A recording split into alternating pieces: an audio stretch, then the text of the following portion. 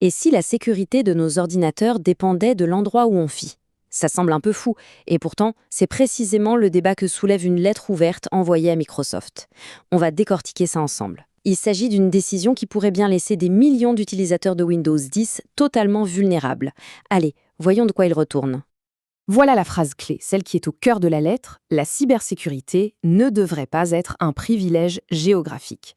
C'est bien plus qu'un simple slogan, hein. Ça remet en question toute l'idée que notre passeport, notre lieu de résidence, puisse déterminer à quel point on est protégé des menaces en ligne. C'est vraiment le point de départ de toute cette controverse. Mais alors, pour bien saisir la force de cette accusation, il faut revenir à la base du problème, c'est-à-dire la décision de Microsoft qui a mis le feu aux poudres.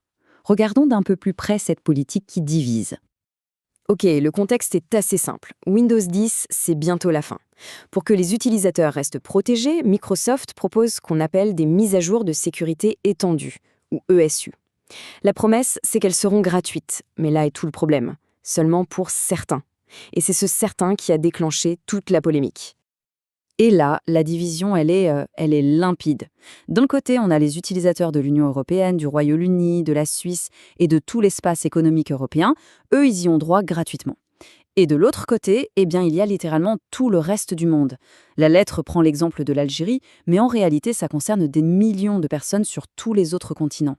La frontière ici, elle n'a rien de technique, elle est purement géographique. Cette décision, elle trace donc une sorte de frontière invisible.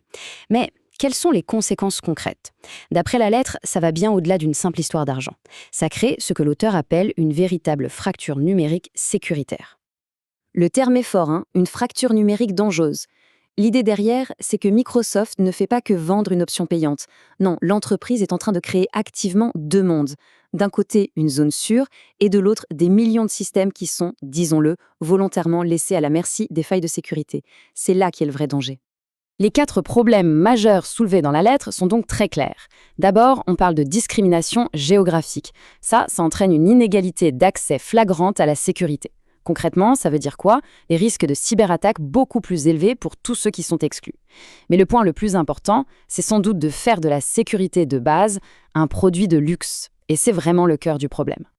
Face à cette situation, la lettre ne fait pas que dénoncer. Elle propose aussi une solution, un vrai appel à l'équité, avec des demandes très précises qui sont adressées directement à Microsoft. La demande est simple, en 3 temps. D'abord, une solution très concrète, la gratuité pour tout le monde partout. Ensuite, un engagement de principe, le respect de l'équité numérique. Et enfin, une remise en question plus profonde. Arrêter de traiter la sécurité comme un privilège, un produit réservé à une soi-disant élite géographique. Et toutes ces demandes, elles nous amènent à une conclusion vraiment puissante. Une idée qui change complètement notre façon de voir la cybersécurité. Ce ne serait plus une simple option, mais bel et bien un droit. Et voilà la phrase qui vient conclure cette lettre. La sécurité informatique est un droit, pas une option. C'est percutant, c'est concis et ça change toute la perspective. La sécurité numérique, ce ne serait donc pas un extra payant, un peu comme un siège en première classe dans un avion, mais plutôt un élément essentiel, non négociable, comme la ceinture de sécurité dans une voiture.